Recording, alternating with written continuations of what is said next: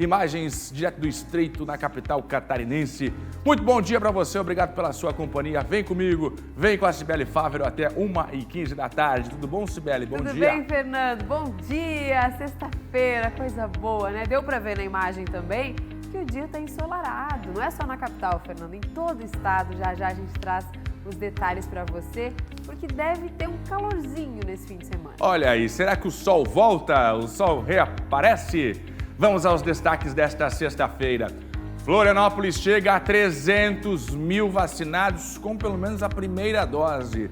Isso significa 74% da população adulta. A cada 4 adultos, pelo menos 3 já receberam a primeira dose ou então dose única. Você confere. A importante marca atingida aqui pela capital corresponde a 74% da população que recebeu pelo menos a primeira dose. Ainda assim, tem gente que está faltando para tomar a segunda dose e completar o ciclo de imunização. Ainda em Florianópolis, os cemitérios devem passar por revitalização. Agora os estudos são feitos para aumentar as vagas. Empresas já podem apresentar propostas. Investimentos milionários no oeste do estado, obras de infraestrutura e para minimizar os impactos com a estiagem cobradas há anos pela população, agora devem sair do papel. O governador assinou um acordo com as prefeituras do oeste, só em Chapecó, mais de 60 milhões de reais. E hoje nós vamos mostrar um problema recorrente na capital. Nós conversamos com ciclistas. Eles questionam a adaptação de ciclofaixas e ciclorotas. É preciso ter, mas não dá para pedalar com perigo. Já já a gente traz essa discussão aqui para você. E você tem dormido bem? A pandemia alterou o sono de muita gente e isso pode trazer consequências permanentes. Ao vivo, um especialista explica e dá dicas pra gente. E você vai conhecer também os churros da solidariedade, mais uma lição de que todo mundo consegue fazer a diferença.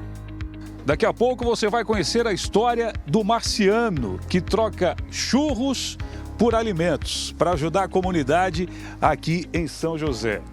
E que sabor tem esses churros aqui, ô Marciano? Sabor da solidariedade. O projeto que ele implantou aqui está ajudando muitas famílias carentes. Daqui a pouco você vai conhecer essa história completa no SCC Meio-Dia. É de se emocionar. É muito difícil, entendeu? Mas Deus me ajudou, né? É de se emocionar mesmo. E olha, o calor deve passar o fim de semana aqui no estado. Vai dar para aproveitar. Já já tem esses detalhes também para você. Fique conosco, está só começando o SCC Meio-Dia.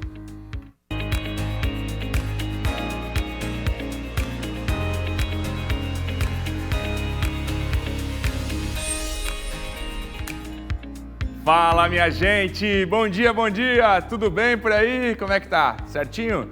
Aqui a gente espera que sim. Você feliz aí do outro lado, a gente bem aqui também. Sexta-feira, a semana passou rápido para você? Conta aí. Para muita gente a semana tá passando, ó, voando. Muito bom dia, Criciúma, alô, Chapecó, Joinville, Blumenau, Lages, na Serra Catarinense, a grande Florianópolis com a gente, a partir de agora, ao vivo aqui pelo SBT. Também estamos nas redes sociais e já te convido a dar uma passadinha lá no scc10.com.br, o portal da notícia em Santa Catarina, 24 horas por dia, você acompanha as notícias do nosso estado.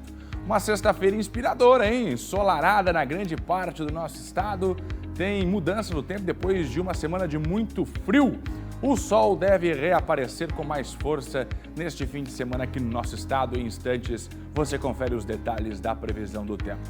Tô liberando o WhatsApp para você conversar com a gente aqui do SBT até 1h15. Nós aqui do SCC Meio-Dia recebemos a sua mensagem. Depois chega na área, a turma do A Tarde é nossa. Tá comigo aqui na câmera 2, o sumido Dilnei Pacheco. Ele tinha me abandonado aqui dos estúdios, ele só quer saber de reportagem ao vivo. Já o Nereu Filho não, esse aqui não arreda pé. Tá todos os dias comigo aqui no estúdio do SCC Meio-Dia. Vou começar falando para você de um assunto importante que é a campanha Julho Sem Plástico. Nós estamos agora no mês de julho e essa campanha está sendo desenvolvida justamente para conscientizar as pessoas. O movimento começou em 2011, pensando no impacto negativo que esse resíduo tem no meio ambiente. Em Florianópolis, por exemplo, a quantidade de plástico produzida é gigantesca e dobrou em menos de 30 anos. Sim, todo o plástico produzido na capital catarinense dobrou. Produzido e descartado, né? Aquele resíduo que é recolhido depois pelas empresas de lixo. O Paulo Henrique foi conferir como acontece essa campanha e como as pessoas podem se conscientizar para o descarte irregular do plástico. Dá só uma olhada. Mentes brilhantes pensam iguais.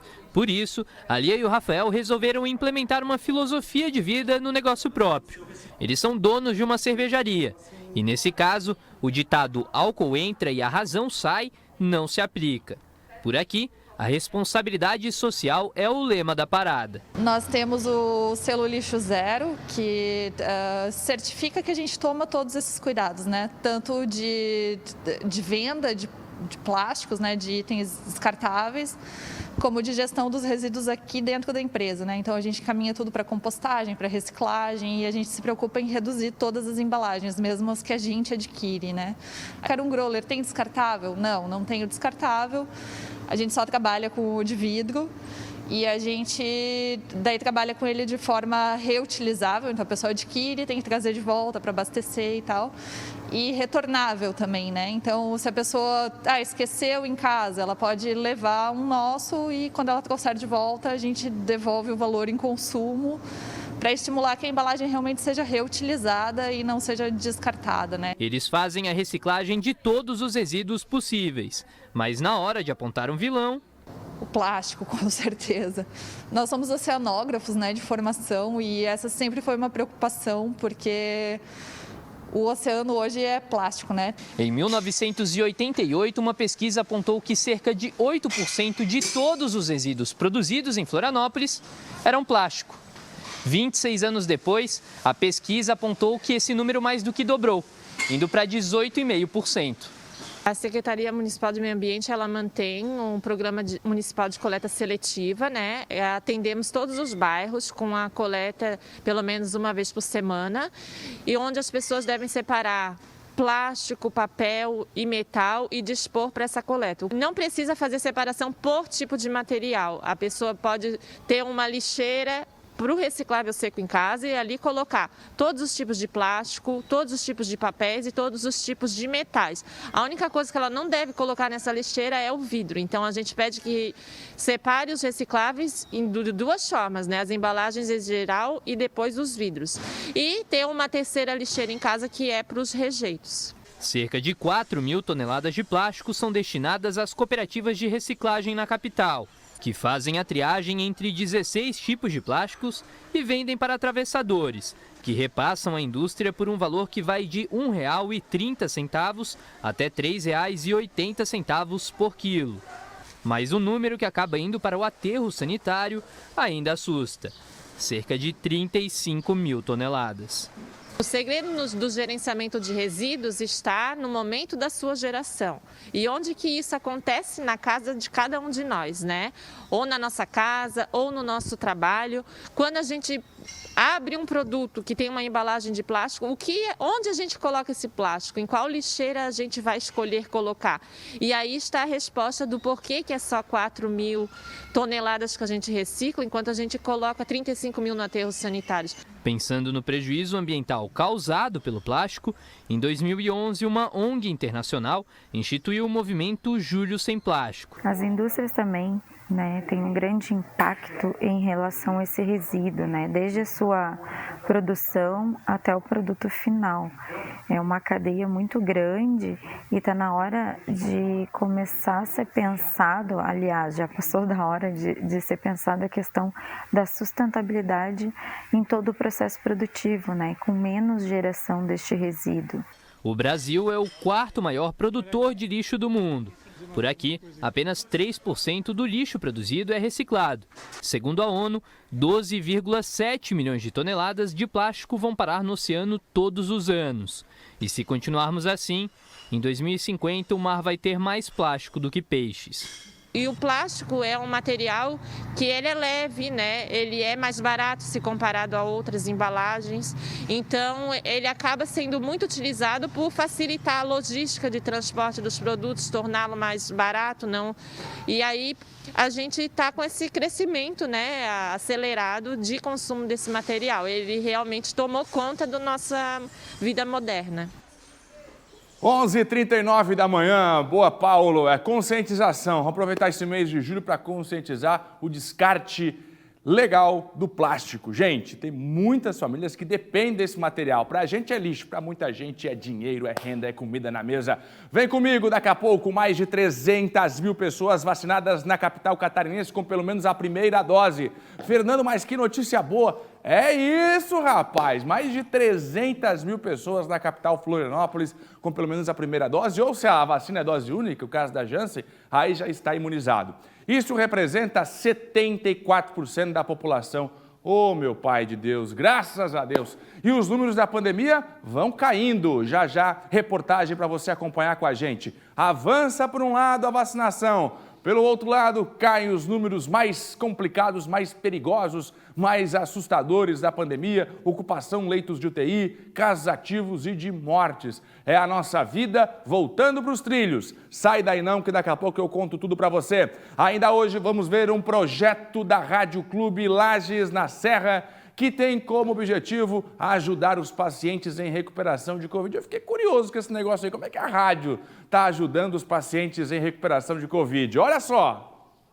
As mensagens dos familiares são transmitidas durante a programação da Rádio Clube em horários específicos. Daqui do estúdio, os locutores rodam as mensagens de voz dos familiares, fazem agradecimentos especiais aos profissionais da saúde e transmitem palavras de carinho aos pacientes que, do outro lado, estão travando uma dura batalha contra a doença. Alô, ouvintes da Clube! Chegou aquele momento especial, aquelas mensagens enviadas para quem está lá lutando contra a Covid e para quem está na linha de frente. Agora, aqui na Clube, o Radinho da Alta, a voz da esperança. O Luiz Antônio, conhecido como Xichel, esteve por 27 dias no Hospital Nossa Senhora dos Prazeres. E durante o tempo em que esteve internado, ouvi as mensagens da família com muita emoção. Benção, pai, senhor Luiz Antônio, conhecido como Xichel. Estamos na torcida aqui para o senhor logo vir para casa, se Deus quiser, logo tá vindo. E continuamos sempre na torcida, né? Para que o senhor e para todas as outras pessoas que estão aí melhorem logo para voltarem para suas casas e para terem bastante fé que logo tudo isso vai passar. Um abraço! As palavras de apoio foram fundamentais para a sua recuperação. Sempre uma palavra amiga, um filho, uma esposa mandando uma mensagem assim deixa a gente mais motivado e com mais força e vontade de viver, né? E só agradecer a vocês todos aí. Cibele, que coisa mais linda, incrível, Cibele. Né, é incrível. Fernando? E eles recebem até o radinho, viu? Ganha o radinho? Já a gente vai mostrar. Imagine um paciente que está lá dias sem contato com a família, consegue receber esse carinho todo especial, ouve no ar, na Rádio Clube, a mensagem da família e ainda ouve de uma maneira especial. Eu adorei essa ideia. Inclusive, a gente podia copiar, né? Eu gostei. É, a Rádio Clube é tudo do grupo aqui também, a gente copia. Mandar as mensagens aqui no telão para quem está nos assistindo. Rádio Clube, essa equipe da Rádio Clube é maravilhosa. É campanha da agasalho, é campanha de alimentação, é criança na praça. Olha, Clube, parabéns, Clube. Por isso que é, né, essa potência que é na Serra Catarinense, a Rádio Clube. Que orgulho fazer parte da equipe, que também é da Rádio Clube. É, fazendo bem, Grupo né? SCC. Muito legal. Ó, tô curioso. Ô, Fernando, que hora que entra essa reportagem aí que eu tô curioso, eu quero ver ela inteira. Eu vim de rádio, você sabe, né? Você trabalhou em rádio, Cibele? Trabalhei, Fernando. Não tanto quanto você, mas trabalhei. O rádio tem esse poder de emocionar, né? É, de levar a imaginação. aproximar. Então tá, o Fernando tá falando aqui que já nós vamos exibir a reportagem completa. Tá sensacional. Você não pode perder. Muito bom. Já está em vigor a lei que muda o Código do Consumidor e que traz várias medidas para evitar o superendividamento. É sim, Fernando. E em casos de superendividamento, tem uma mudança prevista para quem já está, né, com as contas no vermelho, que vai poder negociar tudo de uma só vez, uma conta só. Olha só, vai fazer a diferença para quem está precisando sair do vermelho. Também tem a garantia de um mínimo existencial para não comprometer a renda da família. Olha só. Devo, não nego, pago quando puder. A frase é conhecida e a situação, para muita gente, também está sendo. A conta do banco vai ficar para o mês que vem. Dívida de banco, do cartão, vai aumentando, né? E não tem como pagar mais. No mês de junho, o número de famílias endividadas no Brasil chegou a 69,7%, o maior percentual de famílias endividadas no país desde 2010, segundo a pesquisa de endividamento e inadimplência do consumidor.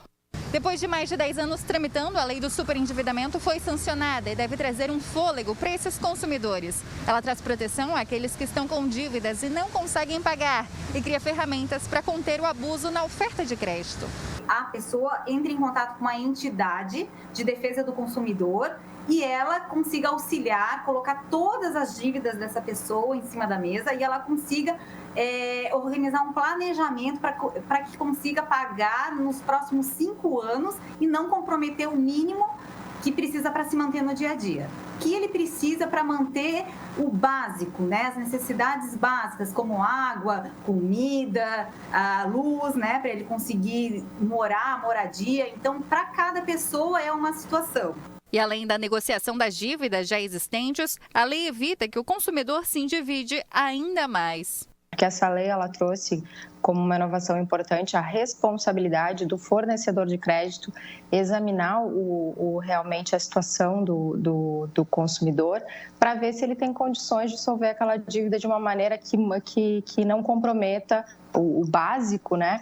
Mas como as suas condições mínimas de dignidade.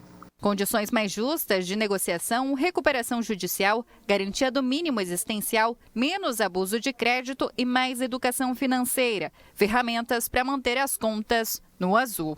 A gente tem que cuidar direitinho para não extravasar. Superendividamento. Agora, uma proteção para o consumidor, né, Fernando? Vai ajudar muitas pessoas que têm vontade de sair das dívidas, têm vontade de negociar, mas não tem como. Vai negociar uma vez só, vai juntar todas as dívidas num pacote só e vai ser uma negociação acompanhada pela justiça. Então vai ser bem organizado para que seja justo. Tá tudo explicadinho na reportagem para você, muito bom. Lembrando que as reportagens exibidas aqui você pode conferir depois no portal SCC10. Agora, olha só essa ocorrência que aconteceu em Braço do Norte. Pode colocar as imagens no ar. Um homem foi assassinado e depois uma caminhonete atropelou o corpo, Sibeli Fávero. Sim, Fernando. Nós até borramos a imagem e paramos ela antes de que esse corpo fosse atropelado, porque as imagens são fortes mesmo. Foi na noite desta quinta-feira, no bairro São Basílio, em Braço do Norte, sul do estado. E de acordo com as testemunhas que estavam no local, os responsáveis pelo crime, primeiro, tentaram colocar a vítima à força dentro do carro. O homem se recusou a entrar, tentou fugir e aí você acompanha as imagens do que aconteceu na sequência. Ele saiu correndo, um homem saiu atrás atirando. Quando conseguiu acertar vários dos disparos, aí ele voltou correndo, né, em direção ao veículo e a caminhonete passou por cima desse homem, por cima da vítima. A polícia investiga o caso, ainda não há suspeitos desse crime, né? Os suspeitos ainda não foram identificados, pelo menos não foram divulgados pela polícia que está investigando. Vai mandando seu WhatsApp aqui para o SCC Meio-Dia, a gente acompanhando as notícias, as denúncias que chegam pelo nosso WhatsApp, o canal está aqui, número na tela para você fazer o contato com a gente também e mandar as suas sugestões de reportagem. Já já a gente fala sobre os cemitérios, uma cobrança da comunidade, Grande Florianópolis, Biguaçu, revitalização, inclusive a preocupação com o lençol freático lá em Palhoça, no espaço que é utilizado pelo cemitério.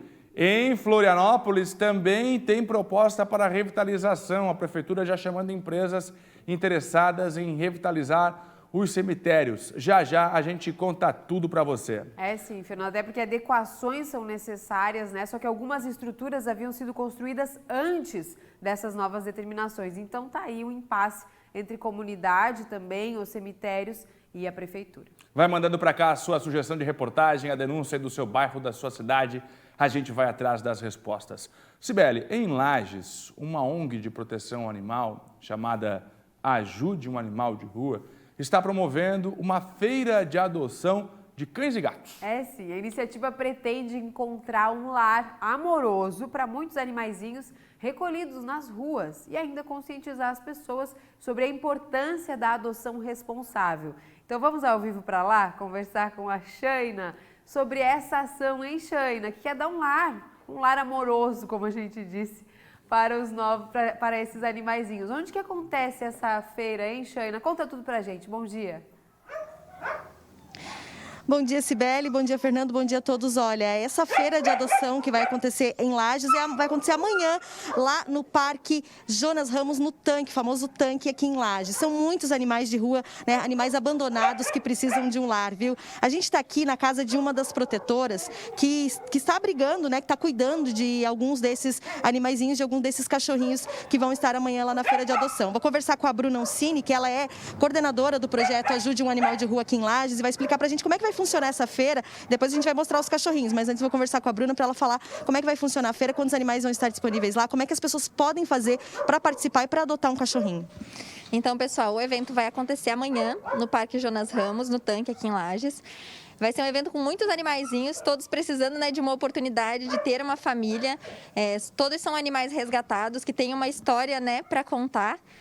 Para quem quiser adotar e tiver interesse, a gente precisa que a pessoa leve um comprovante de residência e um documento com foto. Muito importante lembrar que o processo de adoção ele exige muita responsabilidade, né? Então a gente vai estar lá orientando as pessoas com relação à castração, vacinação, teremos veterinários parceiros lá durante o evento, da mesma forma como outros parceiros que vão estar lá comercializando alguns produtos, todos voltados com algum benefício para o projeto, né? Porque a ideia é o quê? Ajudar o maior número de bichinhos possíveis, né? E conscientizar as pessoas, né, da importância da adoção. Essa questão do abandono é uma questão muito séria aqui em Lages, então a gente está trabalhando para melhorar essa realidade, né? Parceiras como a Valéria vão estar lá expondo seus bichinhos. Então a ideia é essa, pessoal, é ter fazer o maior número de adoções para pessoas, né, que realmente estejam interessadas em mudar a vida desses bichinhos. Eu vou conversar um pouquinho com a Valéria também, ela vai mostrar aqui os animais dela. Valéria, você vai levar alguns dos seus animais que você está brigando aqui, porque são muitos animais abandonados aqui em Lages, né? Sim, são muitos. Todo dia a gente está resgatando animais, assim, em estado deplorável. As pessoas estão abandonando, assim, muito. É uma tristeza muito grande. Não tem um dia que a gente não faça um resgate.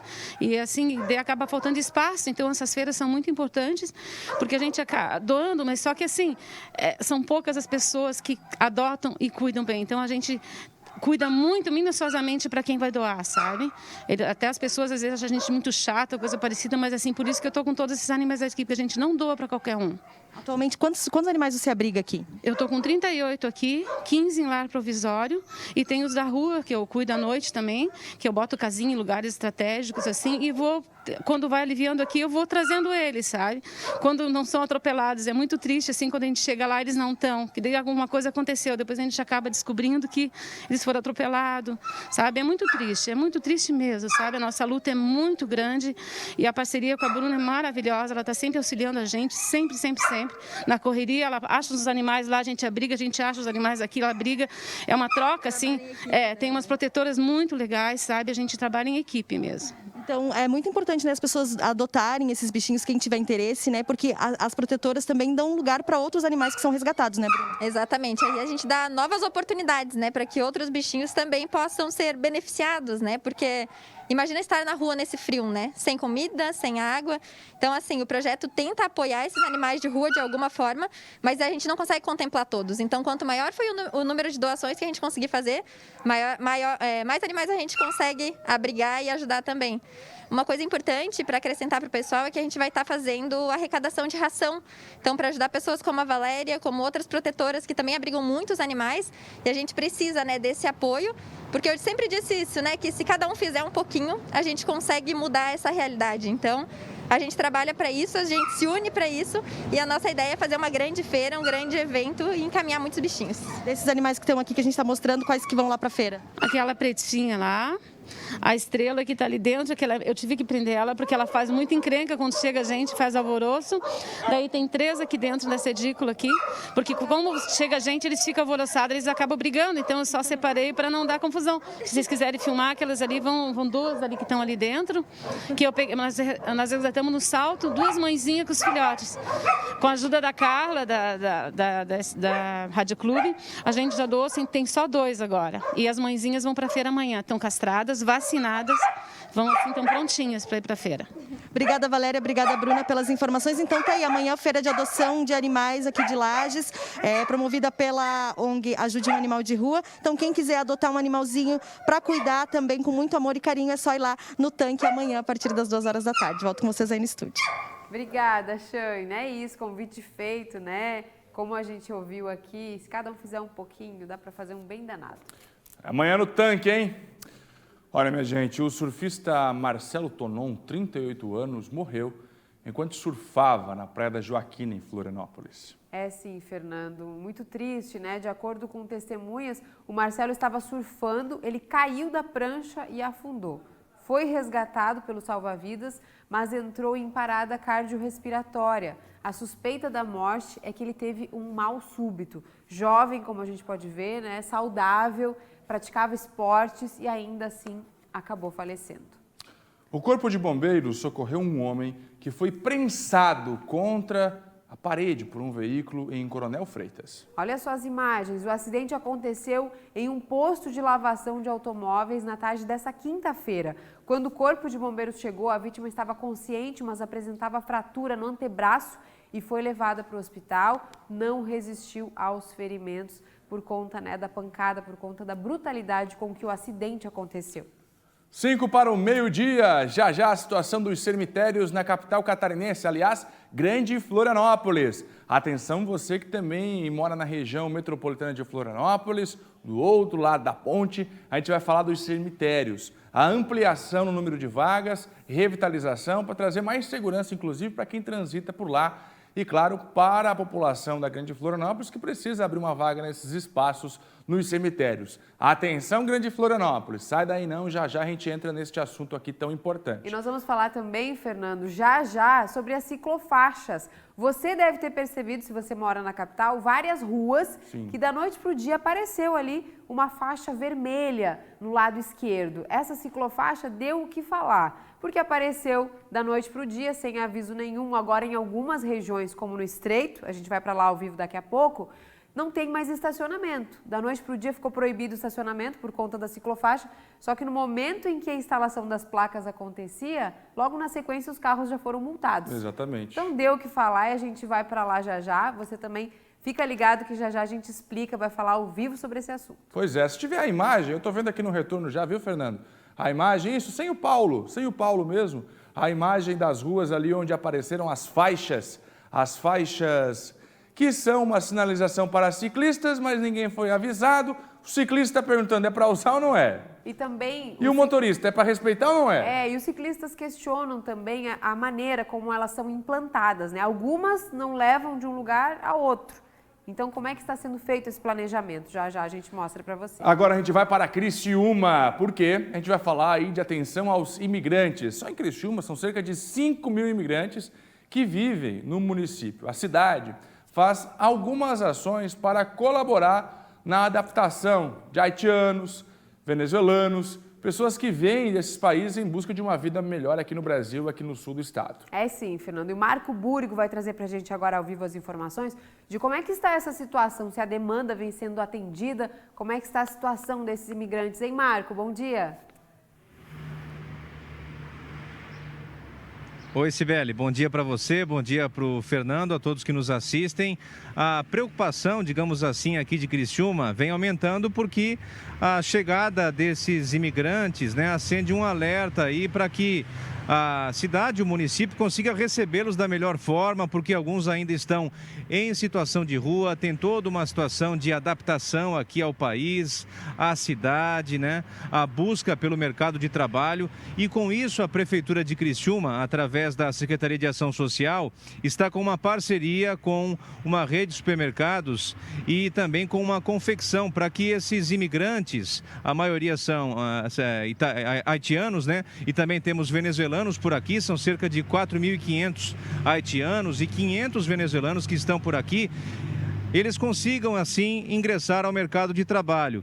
A Prefeitura, portanto, está bastante preocupada com isso e por isso está fazendo esse tipo de parceria para que eles possam trabalhar efetivamente. Para aqueles que não estão ainda no mercado de trabalho, Criciúma oferece serviços como a Casa de Passagem, como o Centro Pop, que são aquelas alternativas, né, momentâneas, aquele serviço paliativo, né, para que eles consigam se alimentar, enfim, ter uma condição de higiene pessoal também, mas muitos aí ainda estão com bastante dificuldades, por isso a Prefeitura tem uma preocupação especialmente com venezuelanos que ainda estão em sinais de trânsito, buscando ali algum tipo de ajuda com cartazes, e a Prefeitura está atenta a isso.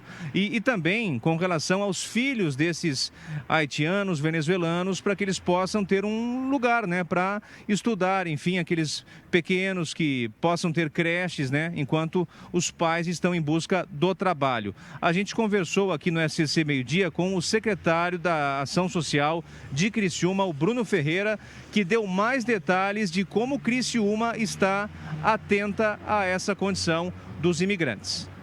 Aqui no município de Criciúma, nós temos o nosso projeto Novos Caminhos. É um projeto da Secretaria de Educação que crianças de até 6 a 13 anos, filhos de imigrantes, podem estar aprendendo a língua portuguesa.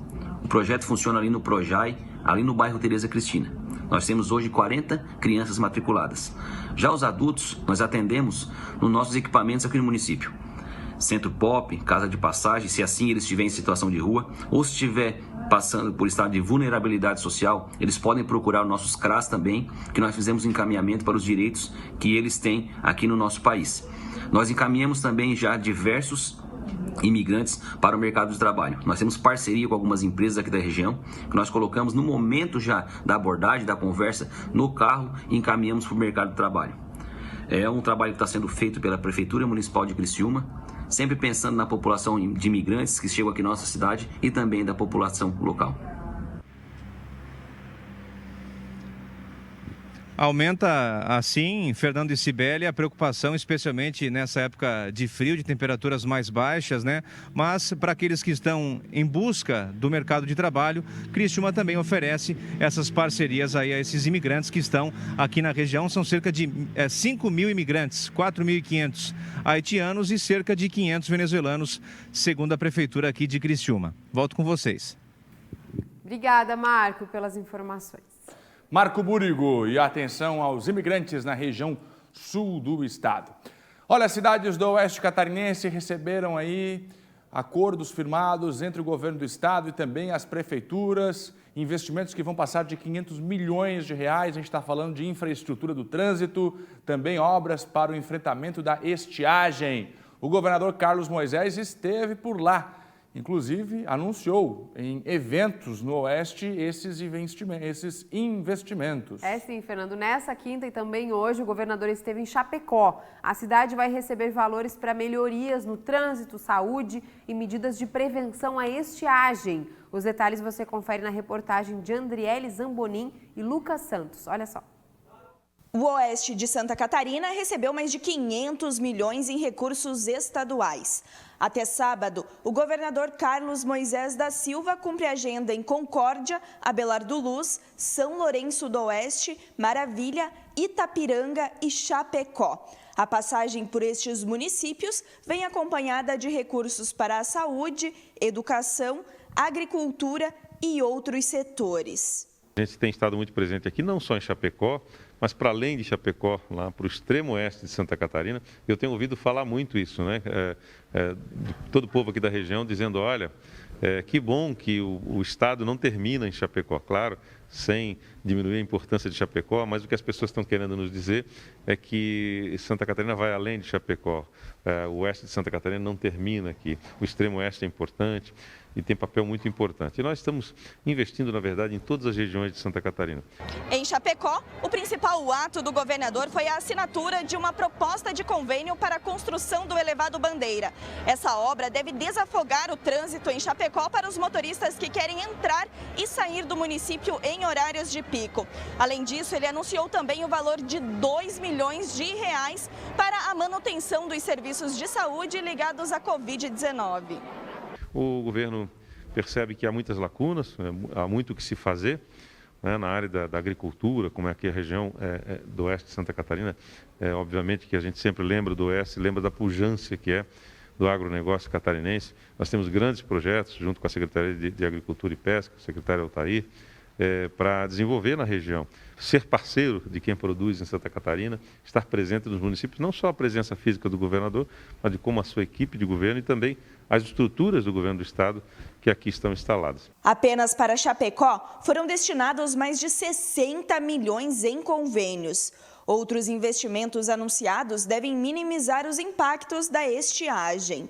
Do cuidado que nós vamos ter agora 300 milhões de reais para investir na conservação, preservação de nascentes, cursos d'água, reservação de água e assim por diante, para a gente enfrentar a crise hídrica também atuando na sua causa e não só nos efeitos, como é a reservação de água. A presidente da Casan informou que a companhia investirá 1,8 milhão de reais na perfuração de poços. E a gente está investindo, então, hoje a gente entregou perfuração de poços, tem o Chapecozinho andando a toda, A gente está tentando fazer o máximo para que ele seja efetivada a obra antes do prazo. E o governador tem outras demandas, então a gente está fazendo alguns barramentos, perfuração de poço. A gente está em constante conversa com os municípios também pequenos aqui da região. Recebo direto na Casan em Florianópolis. E essa conversa tem trazido demandas históricas dos municípios. Quando a gente teve essa crise, a gente conseguiu investir. O governador trouxe, então, já o planejamento hídrico para o estado, investindo 2,7 bilhão. Investimentos, oeste do estado. A estiagem precisa muito, né, Fernando? Não é de hoje, né, Cibele Fábio, que a gente vem cobrando aqui investimentos. Lembram das cisternas que foram anunciadas há 10 anos? Começaram a ser feitas parceria aí com o governo federal, o governo do estado e os proprietários dessas fazendas, dessas empresas, enfim, da agropecuária. E depois foram esquecidas, abandonadas. Agora é o seguinte, viu, gente? Fato, a gente precisa destacar aqui como o dinheiro arrecadado pelo Estado está sendo distribuído. Porque não é dinheiro do governo, é dinheiro nosso. A arrecadação do Estado batendo recordes está sendo bem distribuído. Fato. Processo que está sendo liderado por Carlos Moisés neste momento. É a distribuição do nosso dinheiro. A gente nunca viu, eu estou aqui na imprensa há 15 anos, nunca vi tantos investimentos como a gente vem acompanhando nos últimos anos. É algo impressionante. Não dá para passar despercebido. Fernando, você está falando bem do governo. Não dá para passar despercebido. Todos os dias eu estou abrindo a câmera aqui para falar investimento em rodovias, investimento em agropecuária. Agora, no Oeste, 500 milhões de reais em convênios. Já aconteceu também esse mesmo processo, já aconteceu também em outras regiões do estado. Então, é algo que não dá para passar despercebido. Não dá para a gente fazer vista grossa também. Está acontecendo, o dinheiro está sendo bem distribuído. E é o mínimo que o catarinense está esperando neste momento de enfrentamento à pandemia, é que os impostos que não deixaram de ser cobrados sejam devolvidos à altura, que não tem dinheiro do governo, que fique claro, não tem dinheiro do governo. O governo está organizando essa distribuição. Fato, essa equipe que está aí está organizando essa distribuição, mas é dinheiro nosso, ICMS, arrecadação que está batendo recordes, anos após anos. Então, muito bom que a gente está assistindo. Vamos agora com os detalhes da previsão do tempo. Deixa eu abrir aqui com a Cibele Fávero. Cadê a Cibele? Vamos ver como é que fica a mudança do tempo nesta sexta-feira e também no fim de semana, hein, Cibele? Fernando, o sol e o calor vão passar o fim de semana em Santa Catarina e olha, a gente tem que aproveitar, viu? Porque depois vem mudança por aí. A sexta-feira é de manhã, né? Agora você viu, amanhã foi fria. Durante a tarde deve ter aquecimento, o mesmo deve acontecer no sábado e no domingo. Aquecimento que já começa durante a tarde dessa sexta-feira. As mínimas chegam bastante próximas, né, as temperaturas negativas, mas também esquenta durante a tarde e a máxima chega a 24 graus já nessa sexta. Dá só uma olhada como é que está o nosso mapa. No oeste, a máxima, então, chega a 24 graus, sol brilha forte sem nuvens, assim como no meio oeste, mas a mínima é de 3 no meio oeste, então à noite deve voltar a cair, né, a temperatura. Na Serra, mínima de 2, máxima de 21 agora à tarde. No sul do estado, mínima de 10, máxima de 25. Na Grande Florianópolis, durante a tarde, a máxima chega aos 23 graus. No Vale do Itajaí chega a 22 e no norte a temperatura máxima deve ser registrada também como a máxima do estado, 26 graus. Isso nessa sexta-feira. Já o fim de semana vai ser de sol também e esquenta mais. O sábado deve ser ensolarado com temperaturas podendo chegar perto dos 30 graus. para algumas pessoas vai dar praia, viu? Durante a manhã e a noite continua esfriando, mas no decorrer do dia o sol brilha com força e esquenta mesmo. No domingo, dá só uma olhada, tem aumento das nuvens em alguns momentos do dia, mas a temperatura continua elevada. Tubarão, no sul, 29 graus, essa é a máxima para o domingo, deve ser a máxima no estado. Blumenau chega a 27 durante a tarde, assim como na capital. Joinville, mínima de 16, máxima de 26 graus. Urubici na Serra, máxima chega a 25, assim como Xaxim, em Água Doce, mínima de 7, máxima de 24. E em Mafra, no norte, a máxima chega a 23 graus. Esquenta mesmo nesse fim de semana, para quem gosta do calor, passear ao ar livre, tem que aproveitar, porque depois disso, Fernando, vem frio intenso para o estado, talvez mais intenso do que a gente já presenciou nessa semana. Olha aí, então aproveita o solzinho neste fim de semana. Vamos falar da situação dos indígenas, dos índios, no terminal desativado do Saco dos Limões, em Florianópolis.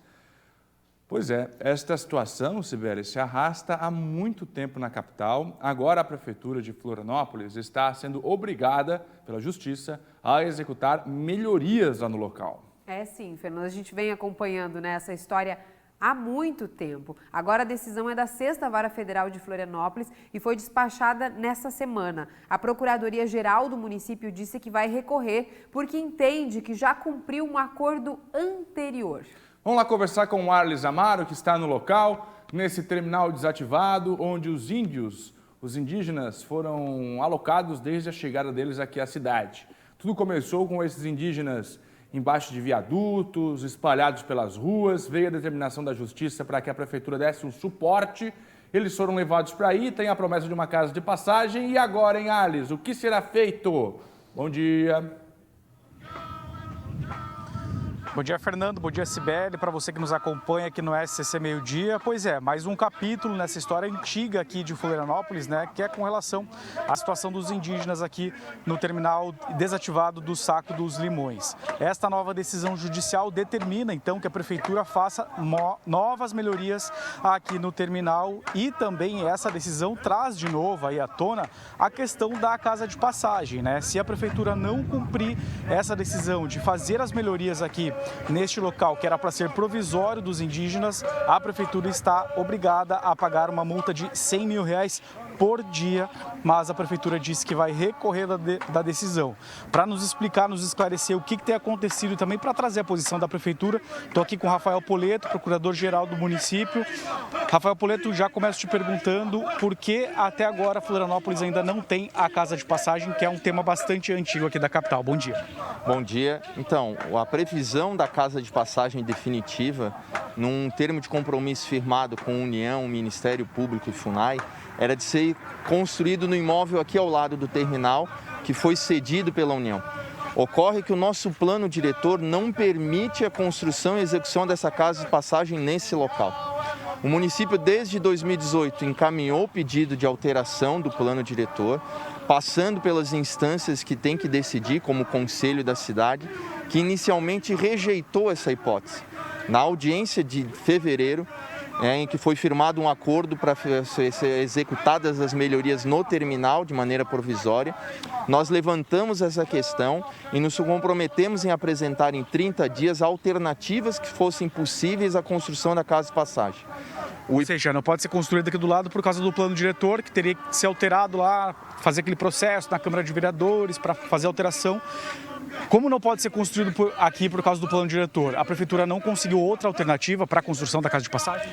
Nós fizemos um estudo através do IPUF e nós apresentamos no processo em abril 7 imóveis municipais que permitem a construção da casa de passagem nos mesmos moldes que seriam executados aqui.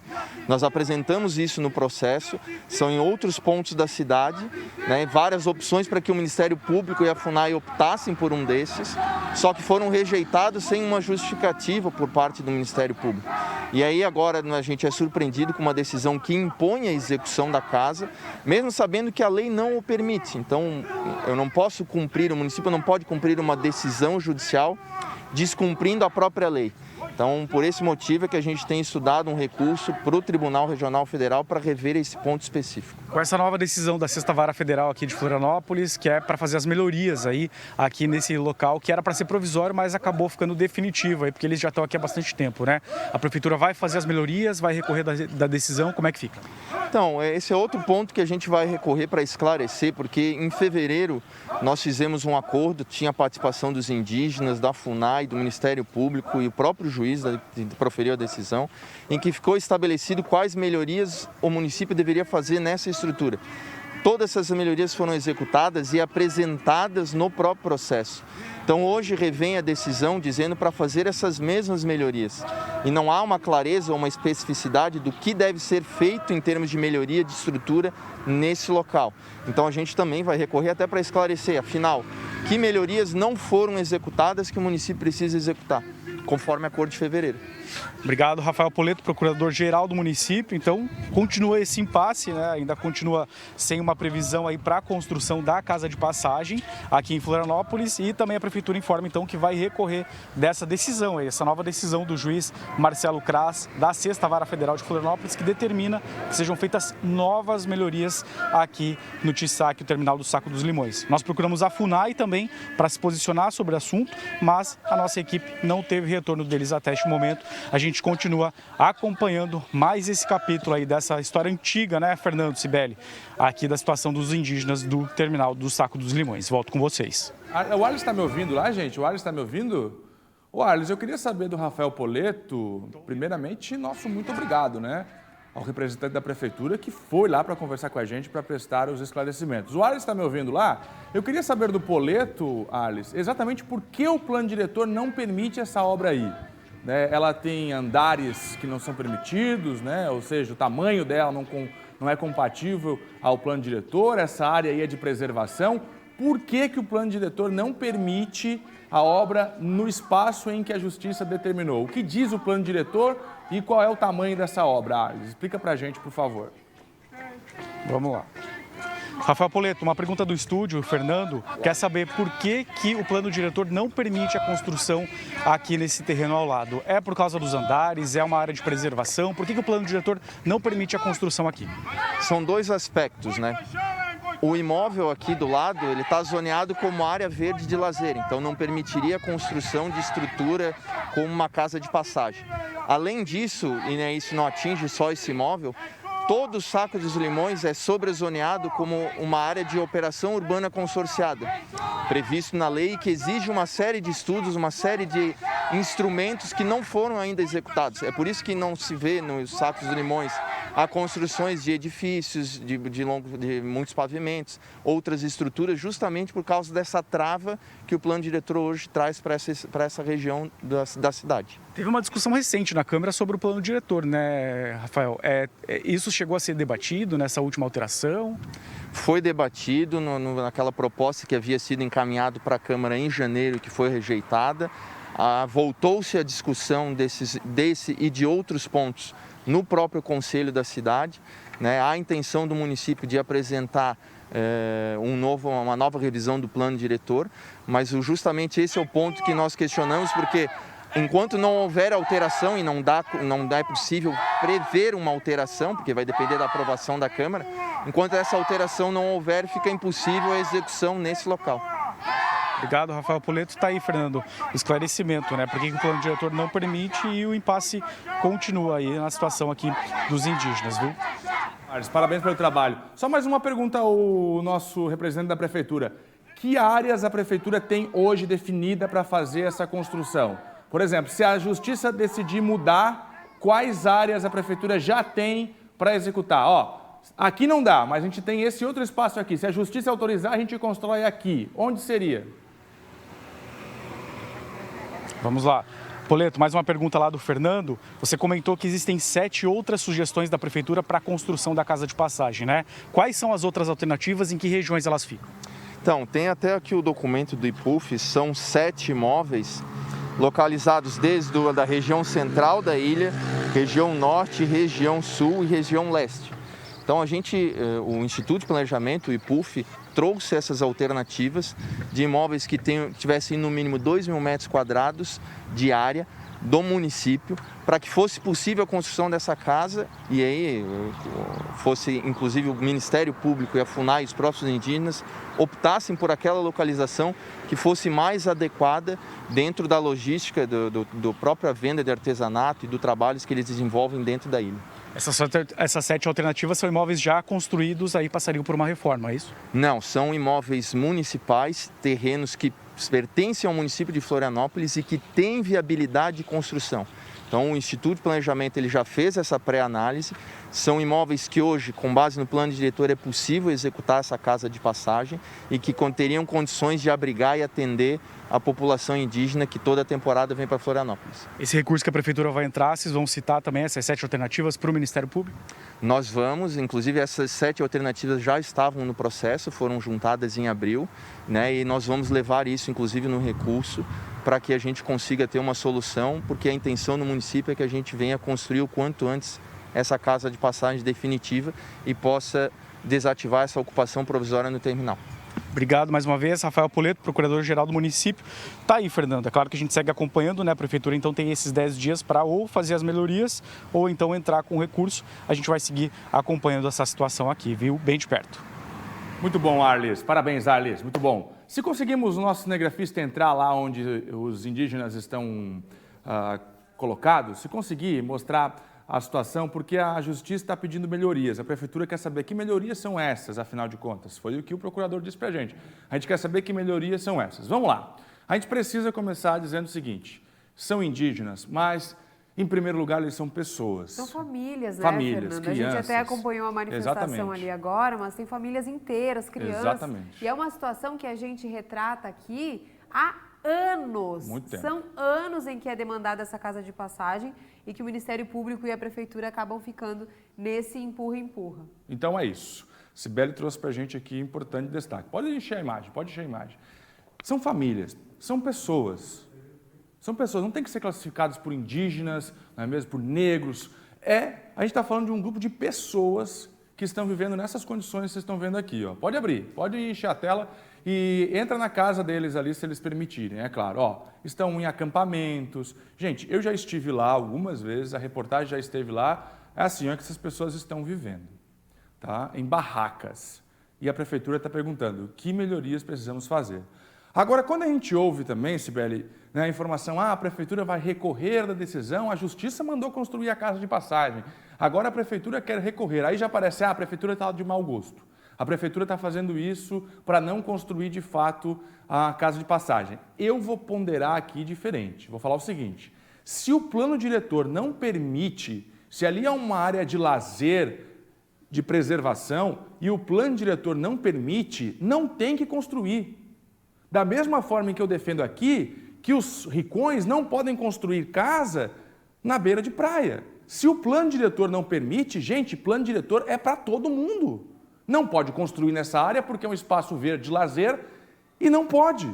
A Prefeitura diz que tem 7 outros lugares, 7 outros terrenos, colocou à disposição para construir nessas áreas. Se o plano diretor diz, aqui no Saco dos Limões, não pode, e aí não pode para todo mundo. Então, por que não pode construir nessa área onde a Prefeitura quer construir, que o espaço permite, que a lei com o plano diretor permite? E precisa, né, precisa Fernando? ser. Precisa andar, porque a gente percebe esses processos se arrastando. Parece que o objetivo é ganhar tempo, sendo verdade. que tem ali a solução, então vamos resolver. A gente sabe que todos os anos essas famílias vêm para cá, algumas acabam se instalando, não tem como voltar. Agora, em meio à pandemia, então nem tem o que questionar. Todo verão a gente sabe dessa demanda, não é novidade para nenhum dos órgãos. Então, o que falta para resolver? Se tem os locais, não dá para construir aqui, mas dá para construir em outro Exatamente. local. Por isso que a gente está acompanhando, por isso que a gente está lá ao vivo. E outra coisa, gente, é importantíssimo que se diga, né? A Sibeli trouxe agora, parece que ganha tempo, vai arrastando para ver que... Vamos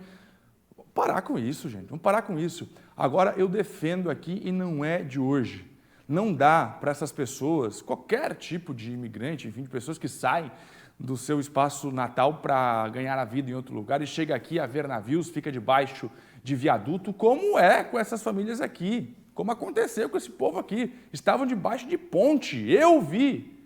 A gente foi para a rua fazer matéria para mostrar.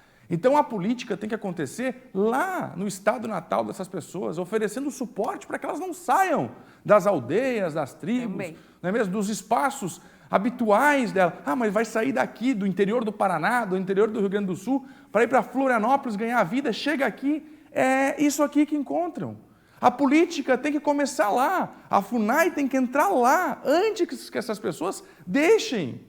Isso aqui não é querer discriminar, não, porque elas vêm para cá, não tem estrutura nenhuma, não tem vida melhor nenhuma, pelo amor de Deus. Aí chega aqui, chega em Florianópolis, ou chega em Porto Alegre, ou chega em São Paulo, não tem ninguém para ajudar, não tem ninguém para ajudar. Essas pessoas precisam receber apoio onde elas vivem, onde é bom para elas estarem, para que elas não saiam de lá, seja um indígena que tem história aqui em Florianópolis, aqui em Santa Catarina, ou no Paraná, no Rio Grande do Sul. Isso tem que começar na raiz, para essas pessoas não saírem pelo mundo a ver navios, porque depois não vão encontrar ajuda. Está aqui o exemplo disso. Há anos, debatendo o mesmo assunto. Fernando, agora a gente vai mudar de assunto, mas para falar de um problema recorrente também aqui na capital. Ciclistas de Florianópolis estão reivindicando mudanças nas malhas cicloviárias da cidade, Sibeli. Segundo eles, o avanço é notável, mas ainda existem coisas que não fazem o menor sentido quando o assunto é transitar nas ciclovias. São ciclovias que começam e terminam no nada, sem nenhuma rampa de acesso e também estão mal sinalizadas. Ciclofaixas que forçam os ciclistas a dividir espaço com os carros em vias bem movimentadas. Nós vamos conversar com o Paulo Henrique, que está em um desses exemplos e vai mostrar para a gente. Antes de eu falar ao vivo com o Paulo, vamos acompanhar o que está sendo feito nas ciclofaixas e ciclovias de Florianópolis. Quero ver a reportagem. A questão da mobilidade urbana divide opiniões. Uma vida mais saudável e sustentável é atraente, mas para isso é necessário infraestrutura. Em Florianópolis, são 146 quilômetros de ciclovias, ciclofaixas, ciclorotas e passeios compartilhados. O investimento na via para quem usa a magrela a lazer agrada, mas para quem utiliza todos os dias, deixa a desejar. Hoje, Florianópolis, mesmo com a expansão da malha cicloviária, a maioria dos lugares ainda só quem já pedala está pedalando lá. Então, por exemplo, a nossa mãe, ela não vai olhar uma ciclofaixa ali na Agronômica e pensar, já sei, vou de bicicleta para o shopping. Ela não se sente segura para aquilo. Os nossos filhos, eles não vão para a escola de bicicleta porque tem uma ciclorrota na Lauro Linhares, porque aquilo ali não traz uma segurança notável a ponto de uma criança pegar e ir sozinha para o colégio. O Vinícius cresceu andando de bicicleta e acha o meio mais prático para trabalhar. No trajeto diário, são diversas as dificuldades. Tem uma estrutura agora melhor, ficou um pouco mais confortável. Em alguns lugares ficou mais confuso, porque fizeram a ciclofaixa de um lado da via e tem que usar nos dois sentidos, e a ciclofaixa é estreita e tem carro estacionado. Então tem muita coisa para ser melhorada ainda para a gente atingir um patamar de incentivo ao uso da bicicleta e não de só contar quilômetros e dizer que é melhor que nada. Tem ciclofaixas muito estreitas, mas que são sinalizadas para ser usada nas duas direções. Fica desconfortável quando passa dois ciclistas ali ao mesmo tempo. A gente tem ciclovias como essa daqui, que ela começa sem nenhuma rampa de acesso e toda a comunicação com o bairro é meio falha, assim, né? Então ali na frente a gente tem uma faixa de segurança que dá na grama e não tem nenhuma rampa para tu passar de um lado para o outro. Isso aqui foi feito do zero, por que os caras não fizeram um acesso para a faixa de segurança? Não é uma coisa complexa, não é uma coisa incrível assim na engenharia, é uma coisa bem básica. Na Avenida Jorge Lacerda, no bairro da Costeira, um ponto de ônibus ficava no local onde a ciclovia foi construída. Dia de chuva, frio, sabe? A gente fica ao relento aqui. Então, assim, estão revitalizando aqui a calçada, estão arrumando para a ciclovia e tudo mais, mas é bom deixar o usuário confortável, né? Porque senão não tem razão, né? É tudo muito bonito quando revitalizam, mas aí tiram o benefício de um para beneficiar outros. A Prefeitura de Florianópolis nos informou que desde 2016 já construiu mais de 70 quilômetros de malha cicloviária e que mais 15 ainda estão sendo implantados. Tudo seguindo as normas do Manual Brasileiro de Sinalização. A prefeitura está fazendo aí uma contagem interessante de quilômetros de estrutura cicloviária, só que mais da metade dessa contagem ela é das ciclorotas. As ciclorotas, pela própria lei que criou ela é para ser aplicada em lugares de trânsito calmo, que não tem muito trânsito de veículos motorizados, baixas velocidades e que conecte os bairros, assim, né? E então a gente tem alguns lugares aqui que as ciclorotas elas são totalmente ao contrário da proposta dela. A Lauro Linhares é uma ciclorota, é uma rua movimentadíssima. Alguns lugares aqui na cidade, mesmo com ciclovia, são perigosos. Por exemplo, a Beira-Mar ali, a gente toda semana a própria Guarda Municipal fica postando acidente, carro que atravessou a pista, bateu nos carros que estavam estacionados, carro que derrubou um poste de 30 metros de altura, carro que invadiu a mão contrária e acertou outro carro. Então é só uma questão de tempo para um carro invadir a ciclovia e matar alguém atropelado dentro de uma ciclovia, que é a melhor ciclovia da cidade, que é a da Beira-Mar. E a gente vai agora falar ao vivo com o Paulo, que fez essa matéria, né, que acompanhou já essas mudanças e a demanda dos ciclistas, no local que teve uma das mudanças mais recentes na capital, que foi o bairro Estreito. Teve pintura das ciclofaixas e nessa quinta-feira o estacionamento passou a ser proibido, inclusive já com multa para os carros que estavam ali logo depois que as placas foram instaladas. Paulo, conta pra gente como é a situação. Bom dia. Bom dia, Cibele. Bom dia quem nos acompanha. Pois é, situação complicada essa dos ciclistas aqui em Florianópolis, né? Mas saindo um pouco disso, Cibele, eu estou aqui no bairro do Estreito, como você bem falou. A gente está na principal avenida aqui que corta o bairro do Estreito, na rua Fúvio Aduce. Ela que vem desde lá do começo da cabeceira da Ponte Hercílio Luz e vai até a Praça Nossa Senhora de Fátima. Por aqui, Cibele, teve uma ciclofaixa que ela foi pintada na terça-feira. Vou pedir para o cinegrafista mostrar aqui. A gente não vai entrar em questão de segurança nem nada do tipo, isso daqui é uma faixa bidirecionada, então podem vir bicicletas dos dois lados que divide aqui espaço com os carros. Mas eu vou falar um pouquinho sobre a questão que vem trazendo um pouco de incômodo para os moradores e para os comerciantes aqui da região, Cibele. Isso porque desde terça-feira, quando ela foi pintada, como você bem falou, na quinta-feira acabou alterando um pouquinho o trânsito aqui da região. Do outro lado, ali onde é que a gente consegue ver, eu vou pedir para o Marne, meu colega, o cinegrafista, mostrar, tem uma faixa amarela. E tem vários comércios aqui da região que não possuem estacionamento. Esse local onde existe a faixa amarela, antes da ciclofaixa que botaram aqui na terça-feira, era permitido estacionar carro. E por isso, os clientes eles acabavam estacionando nesses locais para poder então visitar as lojas. E os comerciantes da região disseram que não houve nenhum tipo de aviso para eles para poderem fazer essa proibição do estacionamento. E que isso está mexendo muito no movimento que as lojas estão tendo aqui pela região. Então, por isso, eu agora vou conversar com o Guilherme Pereira, ele que é secretário do Continente, e a gente vai tentar entender um pouquinho melhor sobre essa situação. Bom dia, Guilherme, tudo bem?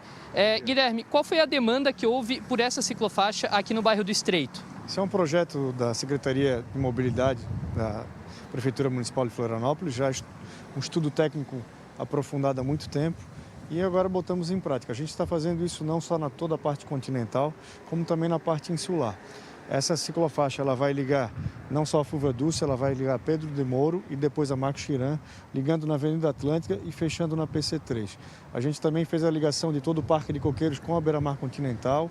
Agora vai ser feito já da João Meirelles, foi feito até a parte do Tritão em Coqueiros, agora do Tritão até o Parque de Coqueiros vai ter essa ligação que dê mais segurança ao ciclista. A gente tinha uma ciclorrota ali em Coqueiros que o ciclista ele tem medo de se posicionar nela. Então a ciclofaixa ela vem para dar segurança.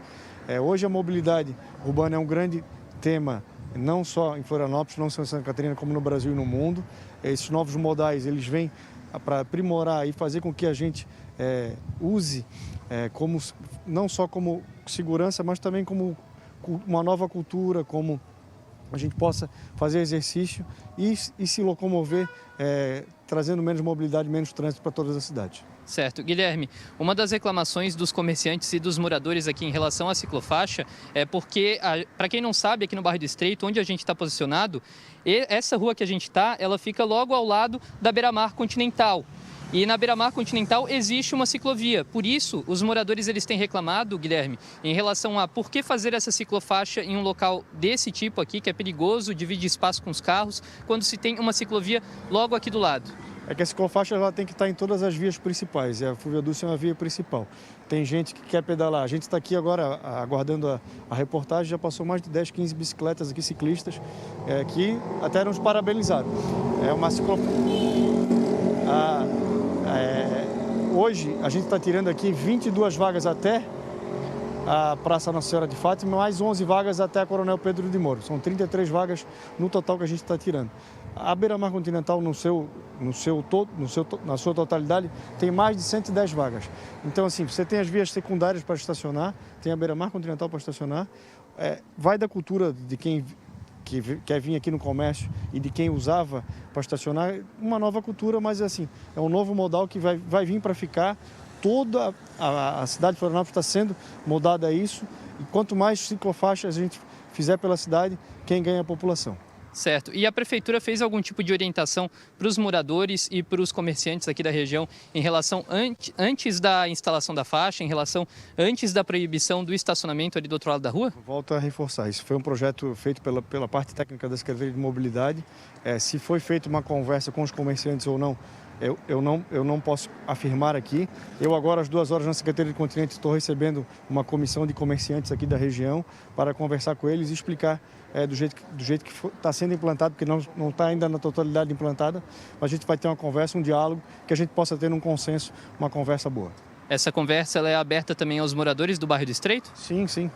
Foi feito pelo Conselho Comunitário um pedido à nossa secretaria. A gente vai atendê-los agora às 14 horas na Secretaria do Continente. Certo. Guilherme, só para terminar então, a gente recebeu aqui uma reclamação também de uma pessoa que muita gente conhece aí, a Cibele, né? Ela mora no Estreito e ela conseguiu receber uma multa aqui. Ela estacionou o carro ali e por isso a gente veio aqui ouvir o Guilherme em relação a isso, porque a Cibele, ela falou que quando ela estacionou o carro não havia nenhum tipo de sinalização e quando ela veio retirar o carro já haviam feito a faixa amarela e multado o carro. Quem está nessa situação de ter o carro multado sem ter nenhum aviso aqui de proibição, como é que pode fazer? Olha, eu desconheço que isso possa ter acontecido, mas Cibele, eu estou à disposição na Secretaria do Continente para falar com o comandante da Guarda Municipal, comandante Brasil, ou com o próprio secretário de Segurança Pública, o nosso Coronel Araújo Gomes, e que a gente possa rever o que aconteceu e pode passar lá, estou à disposição, Cibele. Vamos ver o que a gente pode fazer com essa sua multa. E se mais alguém foi lesado também, que nos procure, a gente está à disposição. É isso então, Fernando, Cibele, aqui no bairro do Estreito, ciclovia foi feita, outro lado foi proibido de estacionar, os moradores e comerciantes reclamaram, a gente veio ouvir o secretário do Continente, que vai ter uma conversa com eles agora pela tarde. Quem foi lesado em relação a esse estacionamento pode procurar a Secretaria do Continente ou a Guarda Municipal para então ver qual é a situação, como é que pode proceder. Volto com vocês aí no estúdio. Obrigada, Paulo. É isso, recado dado, né? Muitas pessoas acabaram sendo multadas ontem, Fernando, ali, por conta dessa nova instalação ali das placas e da mudança que, como o próprio secretário falou, né? Não foi avisada com antecedência. Mas então tá o recado dado, né? Quem levou multa, vai lá, recorre. A gente torce que dê tudo certo. Pois é, não dá, né? O próprio secretário admitiu, não dá para fazer uma mudança de um dia para o outro sem anunciar. A Prefeitura vem fazendo isso, vai ter mudança no trânsito. No geral faz, né? No geral faz. Dessa vez aqui, os moradores estão cobrando os comerciantes que foram ouvidos pelo Paulo. Paulo está a manhã inteira lá ouvindo os comerciantes, como você viu na reportagem, porque não dá para fazer uma mudança de um dia para o outro, já começar a mudar e começar a multar sem dar um período, não é mesmo, para as pessoas se adaptarem.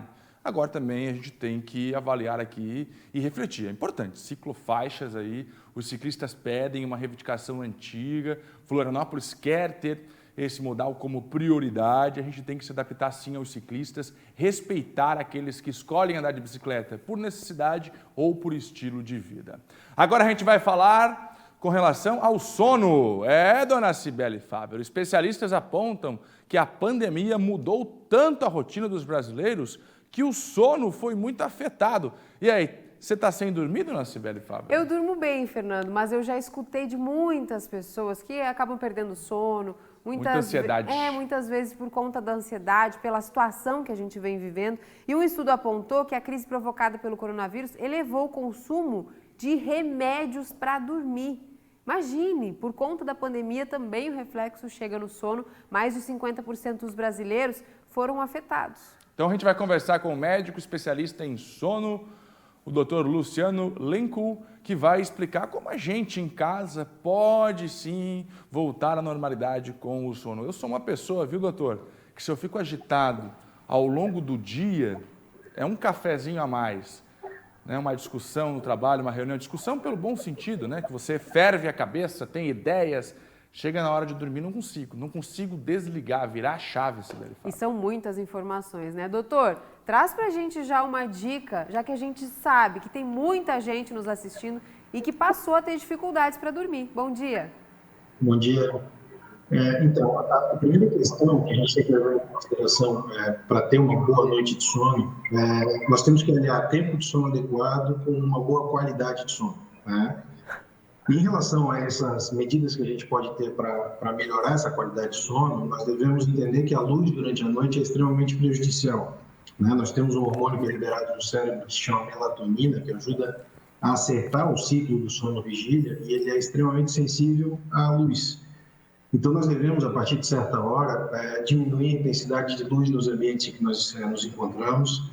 Devemos evitar eletroeletrônicos pelo menos 2 horas antes de dormir, e aí um grande problema são os computadores, tablets e celulares. Devemos evitar consumo de, principalmente café, mas qualquer outra substância que possa atrapalhar o sono, pelo menos após as 4 da tarde, às 16 horas. Devemos fazer atividade física, mas evitar 4 horas antes do sono, porque isso também atrapalha. E o ambiente de sono tem que ser tranquilo, silencioso, com uma temperatura agradável e completamente escuro. Certo, doutor. E quem não consegue fazer tudo isso, né, às vezes por conta da própria rotina, quando identificar que é preciso procurar ajuda? Porque a gente viu ali que aumentou muito o consumo de medicamentos e ali não se sabe se a pessoa está tentando tomar por conta, se ela está tendo um acompanhamento. Quando que é o sinal vermelho, assim, eu preciso de ajuda? Bom, a primeira questão é evitar totalmente a automedicação, né? É muito frequente conversar com um amigo que está tomando um medicamento para dormir e achar que por estar fazendo bem para ele, pode fazer bem para essa pessoa.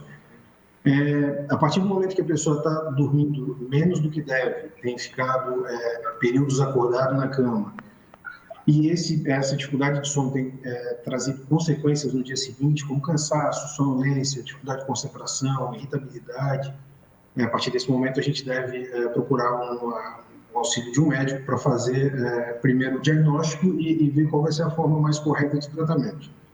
Tá certo. Muito obrigada, viu, doutor, por falar aqui conosco, por esclarecer, né, essas dúvidas e dar dicas para que a gente possa buscar um sono melhor. Luciano Lenku, especialista no sono, né, o doutor falando aqui conosco e dando dicas. Você tem dormido bem? Olha, tem muita gente que reclama, né, depois da pandemia, que mudou totalmente a rotina de sono. E isso também pode ter a ver, Fernando, com a rotina de trabalho, porque as pessoas passaram também a trabalhar em home office, a demanda em casa muitas vezes aumenta, não é um trabalho mais leve, acaba aumentando, porque você está em casa, está disponível o tempo todo, e aí acaba prejudicando o sono também. É isso aí, dicas para você cuidar do sono.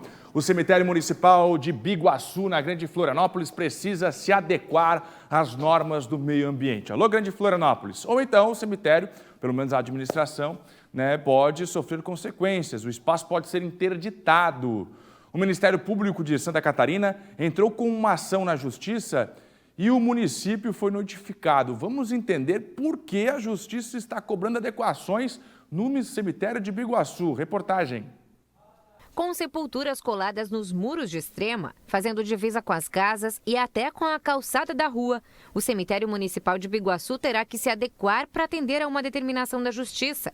O município já foi notificado e deverá comprovar a regularidade do alvará sanitário, conseguir o licenciamento junto ao Instituto do Meio Ambiente, além de estar proibido de construir sepulturas que desrespeitem a distância de 5 metros das extremas. De pronto, a Procuradoria-Geral do município já encaminhou as comunicações internas para os órgãos técnicos para que regularizem e acatem a decisão do Tribunal de Justiça, porque de fato é uma obrigação que impera da resolução do CONAMA e também da própria legislação que trabalha com os cemitérios.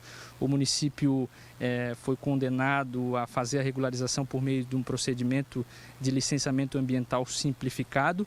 Isso faz com que o município consiga manter as operações do cemitério e, por meio do seu corpo técnico, consiga dar seguimento na determinação do tribunal. O cemitério é centenário. Boa parte dos túmulos que estão irregulares foram construídos antes da normativa do Conselho Nacional de Meio Ambiente, o CONAMA, criado em 2003. Mas agora é preciso entrar nas regras.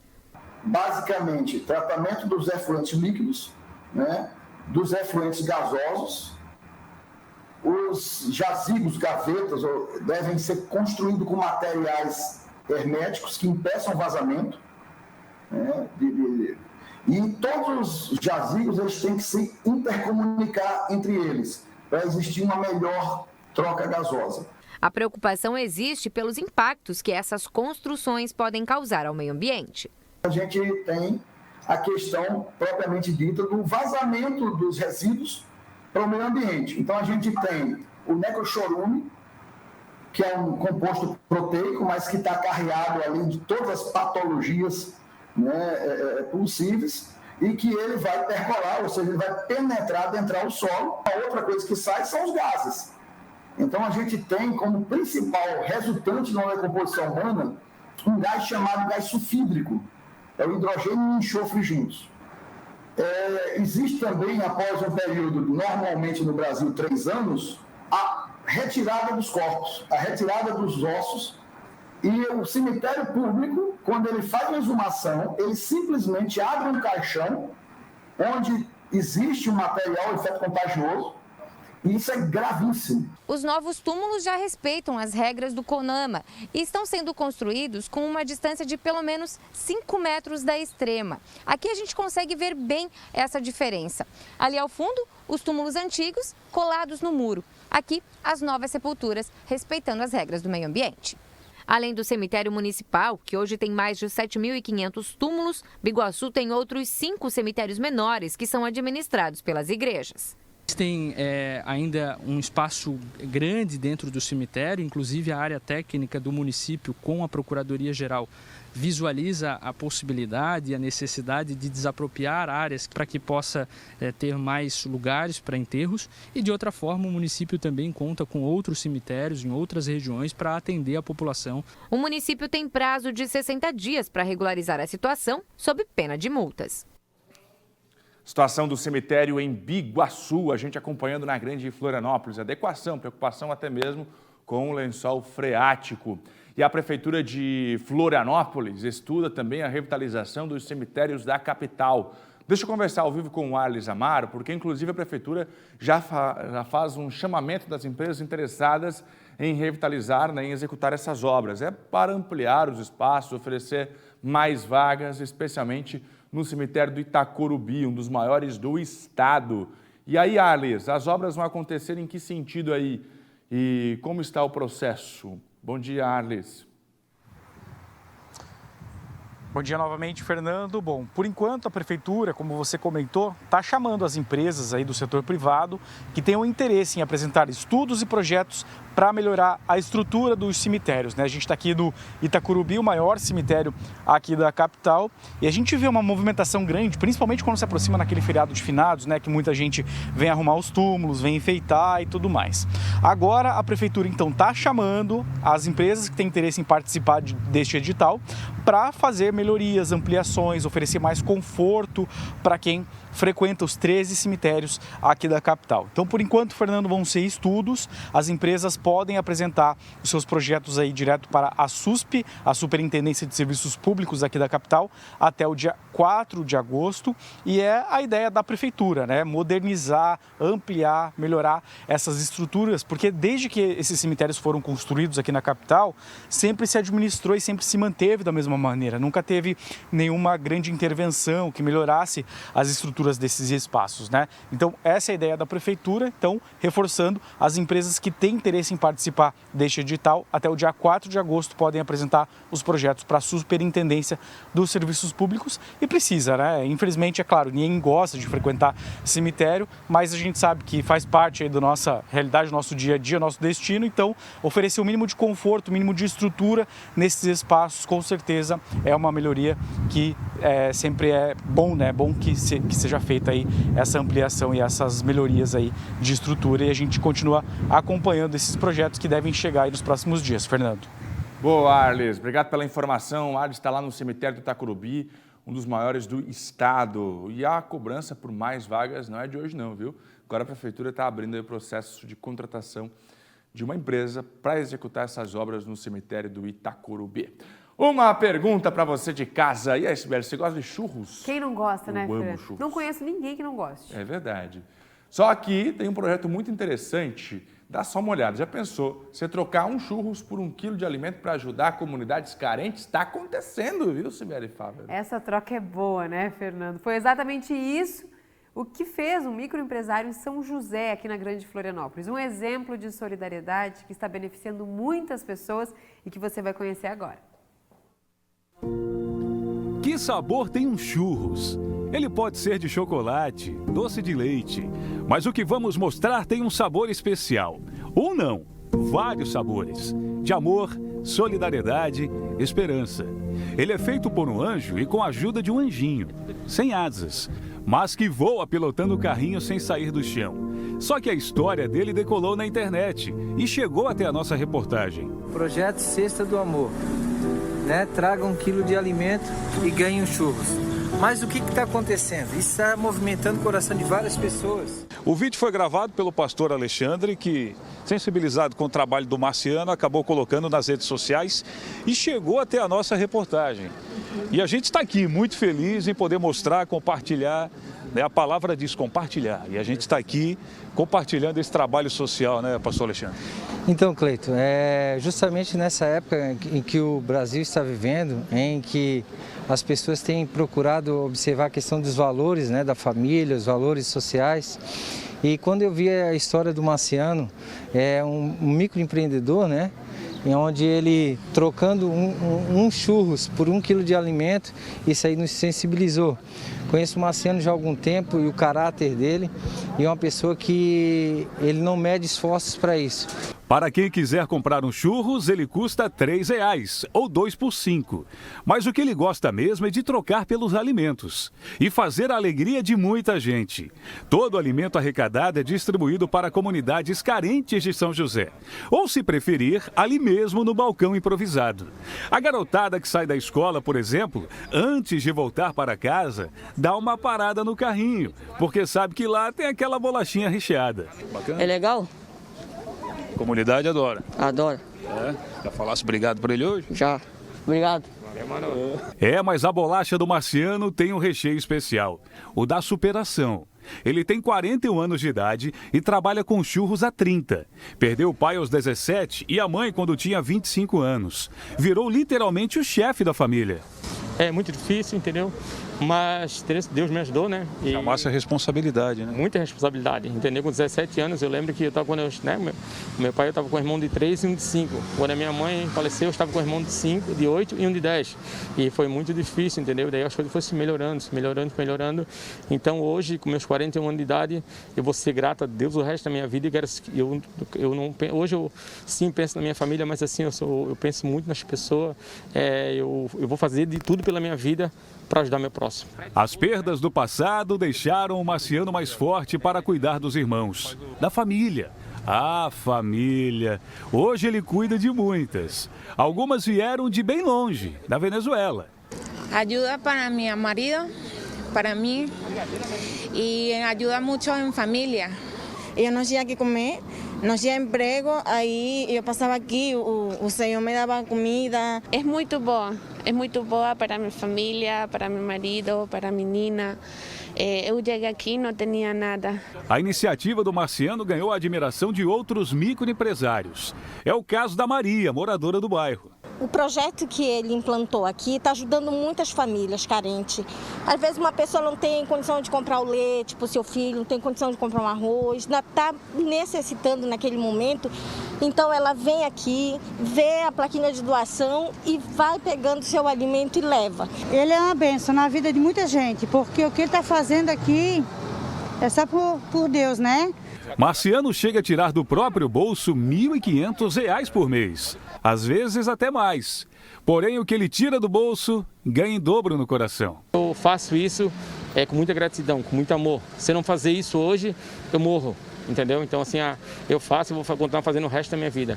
Tem aquela frase, né? Aquela expressão popular que diz que por trás de um grande homem tem uma grande mulher. Né, ô Marciano? É verdade ou não é? Com certeza. Hã? Diz que não para tu ver, ela tá aqui, ó. É um alicerce. Brincadeiras à parte, é um orgulho para ti como esposa estar participando desse projeto. Sim, com certeza. Ele é uma bênção, assim, ele sempre gostou de ajudar as pessoas e essa foi uma oportunidade, né? E a família está unida no projeto. Ali tem o filho do Marciano, o Jonathan, que está dormindo agora. Deve estar sonhando aí com a solidariedade do papai, que está aqui ajudando muitas pessoas.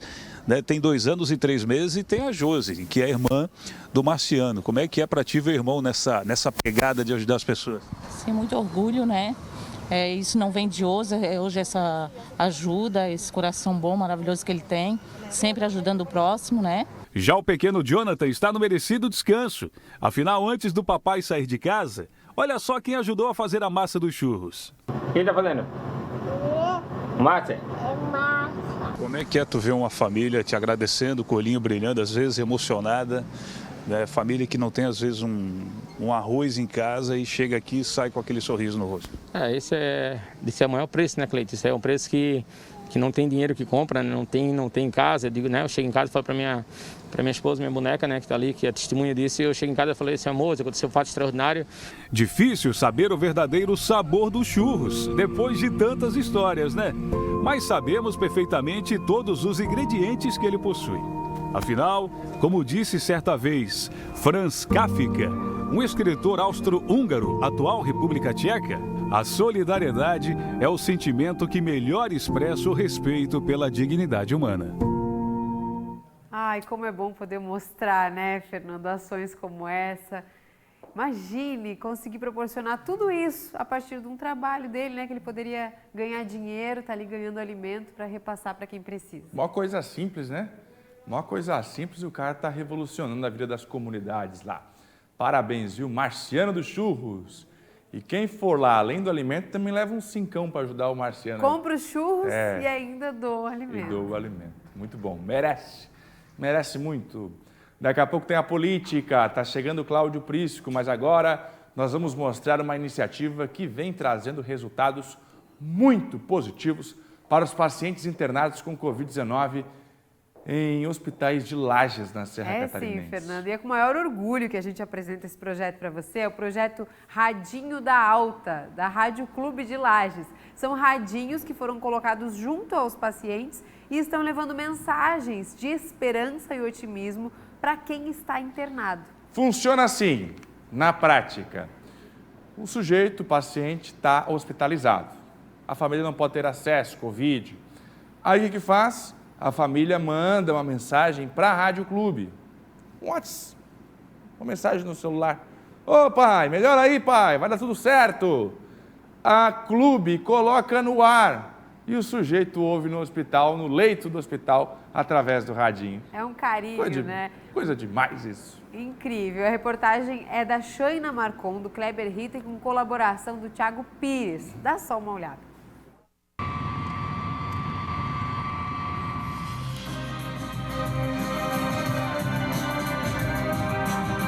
Agora na Clube, a voz da esperança.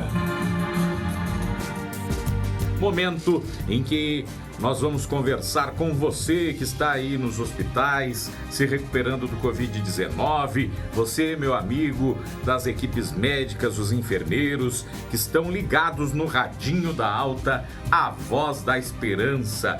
O Antônio Carlos é um dos muitos pacientes que estão tendo rádio como companheiro na busca pela cura. O objeto, pequenininho, é um alento nos dias em que o desânimo chega. É através das ondas do rádio que a voz do amor surge e reacende a esperança. Pelo bem que ela realizou, pela humildade de vida e pela história bonita. Bom dia, Rádio Clube. Estamos escutando o Radinho da Alta. As mensagens dos familiares são transmitidas durante a programação da Rádio Clube em horários específicos. Daqui do estúdio, os locutores rodam as mensagens de voz dos familiares, fazem agradecimentos especiais aos profissionais da saúde e transmitem palavras de carinho aos pacientes que, do outro lado, estão travando uma dura batalha contra a doença. Alô, ouvintes da Clube! Chegou aquele momento especial, aquelas mensagens enviadas para quem tá lá lutando contra a Covid e para quem tá na linha de frente. Agora, aqui na Clube, o Radinho da Alta, a voz da esperança. No Radinho da Alta, a voz da esperança. Sempre desejando para você o nosso carinho, a motivação de que tudo vai dar certo aí na sua recuperação. E vamos ouvir aqueles recados especiais feitos com carinho para você, meu amigo, minha amiga, ouvinte da Clube FM. Aqui é a Eva, familiar da Inês Garcia, que está internada no Hospital Maternidade Teresa Ramos. Venho por meio desse áudio dizer para ela que estou morrendo de saudade. Nossa família e amigos estão com saudades. Te amamos, seja forte, coragem e venha logo para casa. Isso me fez muito bem para receber a mensagem da minha filha pelo SBT. O Luiz Antônio, conhecido como Chichel, esteve por 27 dias no Hospital Nossa Senhora dos Prazeres. E durante o tempo em que esteve internado, ouvi as mensagens da família com muita emoção. Benção, pai. Senhor Luiz Antônio, conhecido como Chichel. Estamos na torcida aqui para o senhor logo vir para casa. Se Deus quiser, logo tá vindo.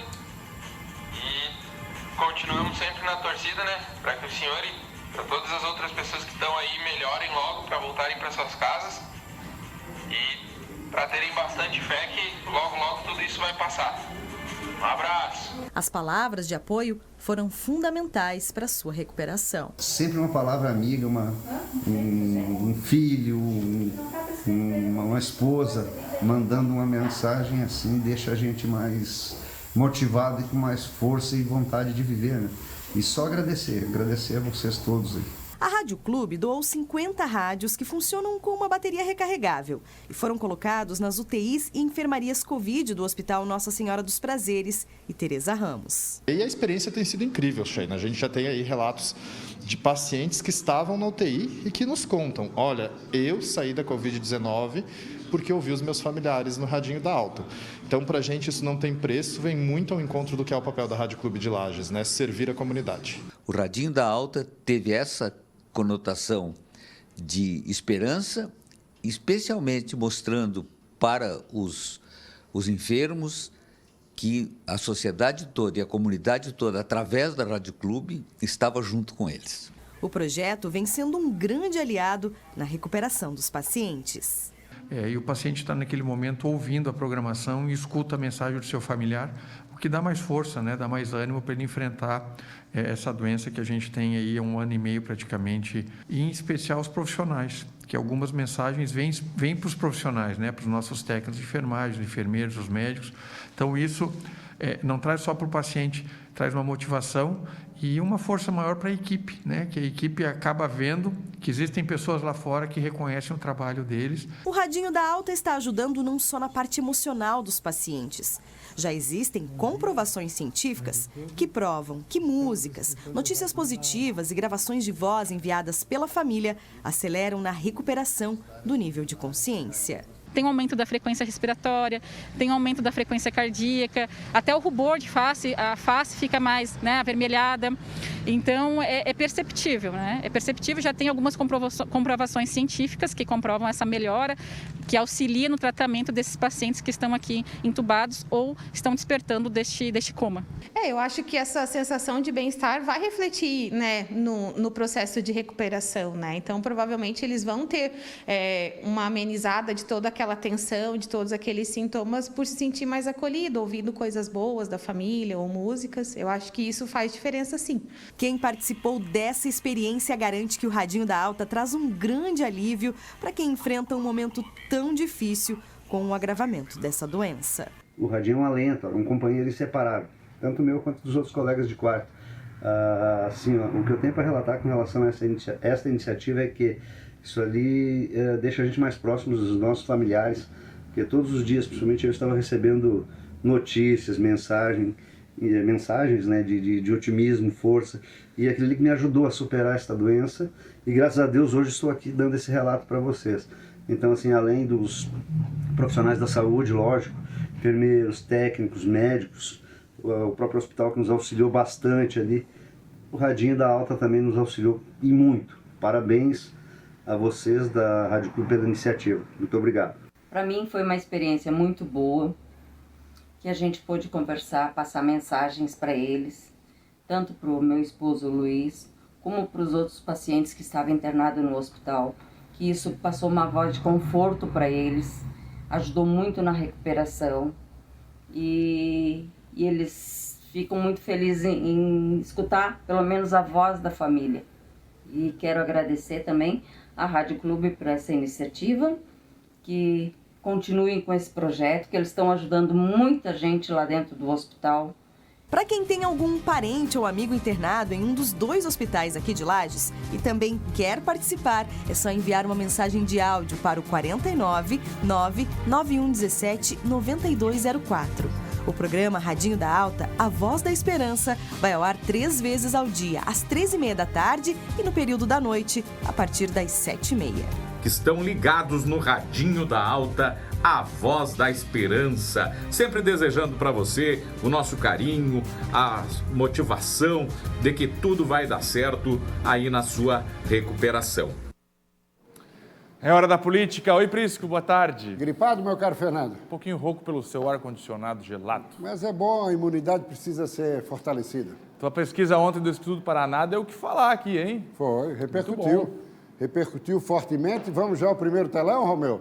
Mas antes da pesquisa, uma notícia da mídia nacional, dando conta, isso, já fechou, né? PP progressista, democratas e PSL. Juntos? Estão conversando já há algumas semanas, segundo experidiam a mim, há meses, e nesse tripé poderia entrar também o PSD, até claro, porque todos têm a mesma origem, tudo começou com o PDS, que hoje é PP. Sim. Democratas desmembrou do PFL, que por outro lado saiu do PDS também, o PFL. O PSL não propriamente, mas o PSD abriu uma defecção do Democratas. Então, sim, mais ou menos tem a mesma origem, né? Pois muito bem, eles estão conversando, esses 3 a priori, o PSD não estaria, conversando sobre uma fusão. E por que a fusão? A fusão porque a Câmara dos Deputados começa a discutir algumas mudanças eleitorais que precisam ser implementadas até início de outubro, 1 ano antes do pleito, onde haveria mudanças na questão do coeficiente, da eleição proporcional e das sobras.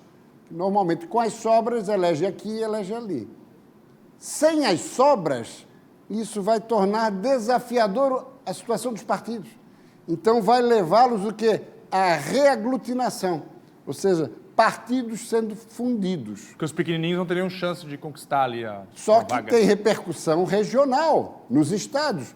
Veja só aqui em Santa Catarina, Democratas é Jean Loureiro, PP é Angela Min, foi derrotada no ano passado pelo prefeito na reeleição.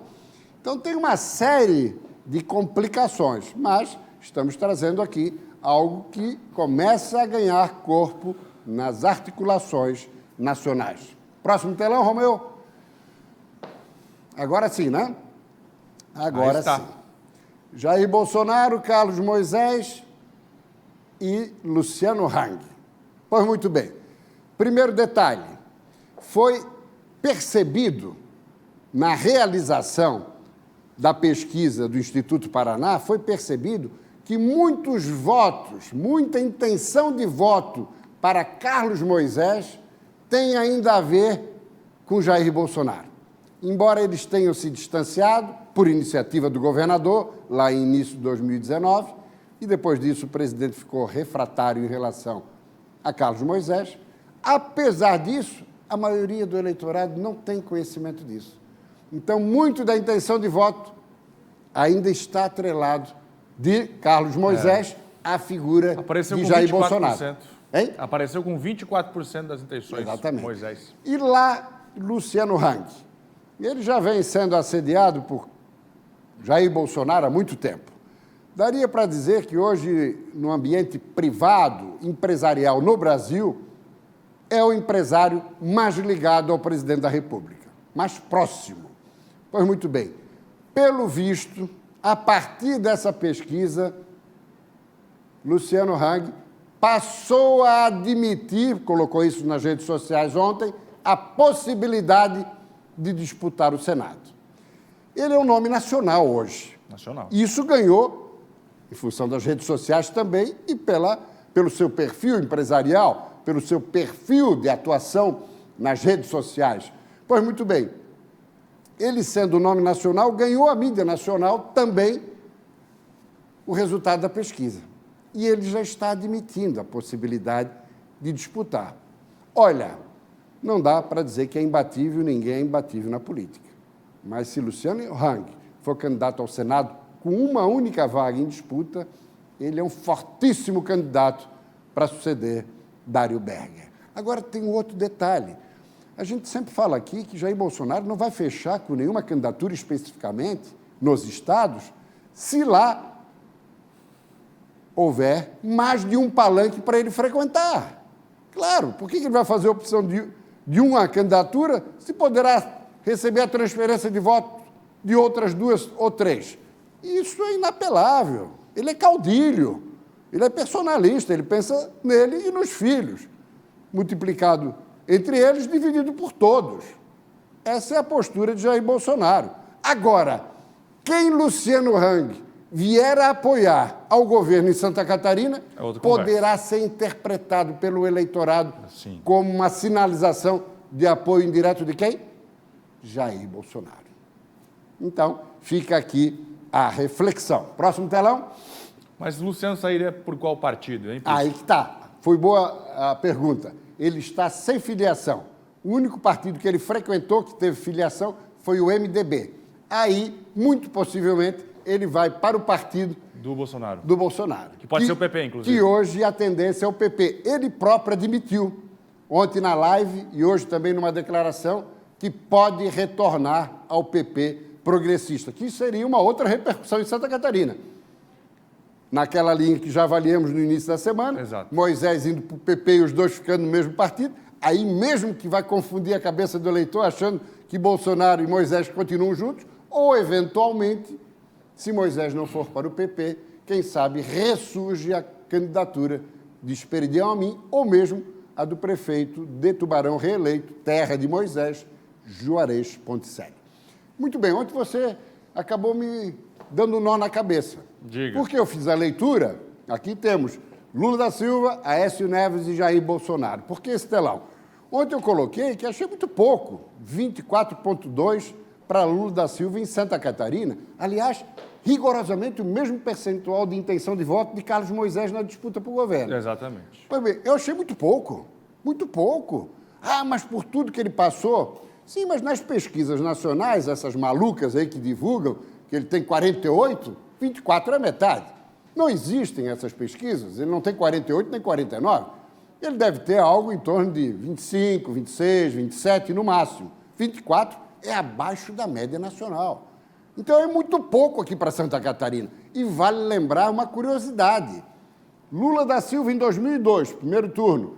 Aécio Neves, PT. Aécio Neves, PSDB, 2014, e Jair Bolsonaro, então PSL, 2018, esses três, aqui em Santa Catarina, conquistaram as maiores vitórias proporcionais de suas respectivas candidaturas nos respectivos pleitos eleitorais.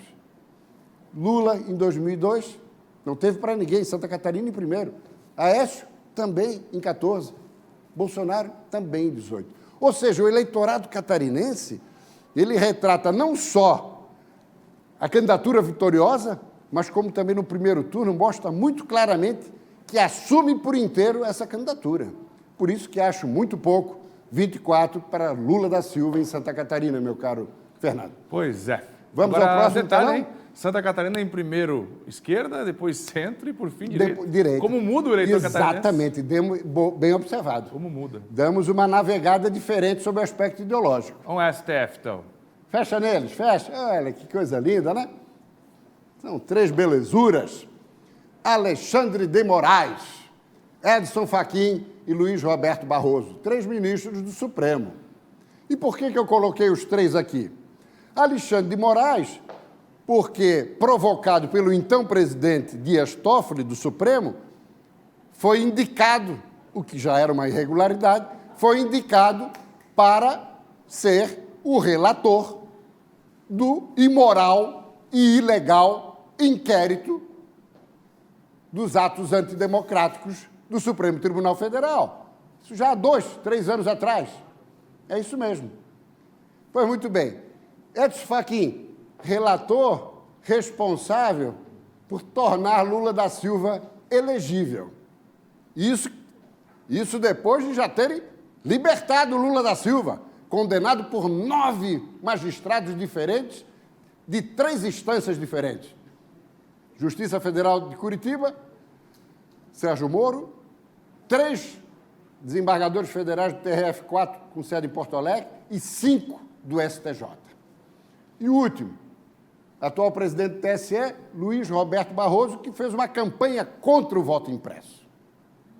Ministro do Supremo, ativista político, trabalhando contra um assunto que deve ser resolvido na esfera exclusiva da política e do Congresso Nacional. Fernando, isso retrata exatamente o precedente que se abriu no Brasil para invasão nas competências e atribuições alheias. Não quero com isso justificar, volto a condenar a atitude de Walter Braga Neto, general ministro da Defesa, que falou em golpe, que se não tivesse voto auditável, mandou recado para Arthur Lira, não tem eleição. Isso não tem cabimento, mas ele foi aonde? No vácuo vergonhoso das exorbitâncias provocadas pelo Supremo Tribunal Federal. Temos Fechou? mais algum telão ou não? Vamos lá. Mourão. Por que Mourão? Porque Mourão, vice-presidente da República, general, ontem, quando dava entrada no Palácio do Planalto, em meio a essas conversas de que o presidente já declarou que não pode ter eleição sem voto impresso, e aí tem a probabilidade de que o general Walter Braga Neto também tenha assim procedido, nos bastidores, nas internas, na calada da noite, Mourão, em alto e bom som, em alto e bom tom. O Brasil não é uma republiqueta. E é evidente que vai ter eleição sem ou com voto impresso. E fim de papo. Fim de papo. Mourão realmente, nessas questões, ele se posiciona muito bem e, apesar de ser militar, tem uma cabeça aberta. Muito. Mostrando o seu comportamento e o seu perfil democrata, meu caro Fernando. Amanhã tem ponto e contraponto, dá só uma olhadinha. Para nós iniciarmos o trabalho na Marisol, houve uma conversa prévia com o meu irmão Pedro, e eu acabei colocando no papel 10 pontos que me pareciam fundamentais para que a gente pudesse trabalhar juntos. Se eu sentisse que poderia haver uma convergência, uma aderência dessas crenças e desses princípios e desses valores, eu iria para Marisol. Eu fiz questão de escrever, entreguei para o meu irmão Pedro. E houve convergência? E ele me disse o seguinte: Vicente, é tudo que eu gostaria de fazer na vida, mas eu me sinto impotente para implementar isso à luz do ambiente que existia naquele momento, que foi um momento de transição societária da Marisol, um momento um pouco conturbado, e que a gente acabou indo para a Marisol e nós Quando assumiu, daí Pedro saiu? Não. Continuou? Continuamos trabalhando junto, ele como presidente, eu como vice-presidente. Olha, Fernando, você que está nos acompanhando não pode perder. Indiscutivelmente, a melhor entrevista do ponto e contraponto. Sem a menor dúvida. É um programa que vale a pena conferir porque é um dos grandes visionários da atualidade no campo empresarial em Santa Catarina. Fechou, Prisco. Segunda-feira. Reforma da Previdência, as emendas apresentadas e todo o processo que deve caminhar nos próximos dias. Fechou. Bom fim de semana. Bom fim de Prisco. Intervalo, a gente volta em instantes.